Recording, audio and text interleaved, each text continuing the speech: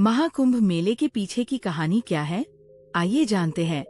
प्रयागराज में पूरे 12 वर्षों बाद महाकुंभ लग रहा है, जिसका शुभारंभ 13 जनवरी से हो गया है।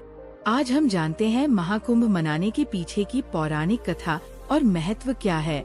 12 वर्षों के बाद महाकुंभ मेला का आयोजन किया जाता है। महाकुंभ सबसे बड़ा और प्रमुख धार्मिक अनुष्ठान माना जाता है। कुंभ मेला में लाखों करोड़ों की संख्या में श्रद्धालु आते हैं। कहते हैं कि जो भी व्यक्ति कुंभ स्नान कर लेता है, उसके सभी पाप मिट जाते हैं। इतना ही नहीं, उसकी सभी मनोकामनाएं भी पूरी होती है। महाकुंभ दौरान विशेष पूजा अर्चना, यज्ञ और अन्य धार्मिक अनुष्ठान आयोजित किए जाते हैं। संगम नगरी प्रयागराज में 13 जनवरी 2025 पौष पूर्णिमा से महाकुंभ शुरू हो गया है। तो चलिए अब जानते हैं कि महाकुंभ मेले के पीछे की कहानी क्या है। साथ ही जानेंगे महाकुंभ का धार्मिक महत्व।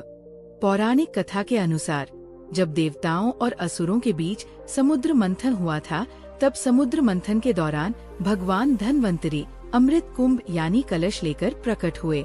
देवताओं के संकेत पर इंद्रपुत्र जयंत अमृत से भरा कलश लेकर भागने लगे और असुर जयंत के पीछे भागने लगे।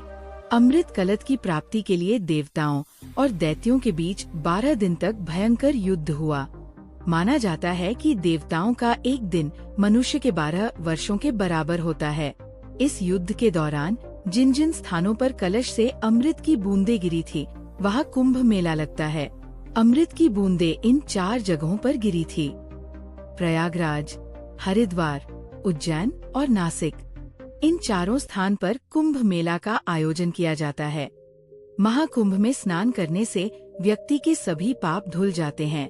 इतना ही नहीं, कुंभ में स्नान करने से मोक्ष की प्राप्ति भी होती है। इसके अलावा कुंभ मेला आध्यात्मिक ज्ञान, सांस्कृतिक आदान प्रदान और सामाजिक समरसता का भी प्रतीक माना जाता है। लोग आध्यात्मिक ज्ञान और मानसिक शांति के लिए भी कुंभ मेला में आते हैं। बता दें कि महाकुंभ में नागा साधु से लेकर अन्य अलग अलग बड़े बड़े संत पधारते हैं, जिनका आशीर्वाद लेने के लिए श्रद्धालु दूर दूर से कुंभ मेला में शामिल होने आते हैं।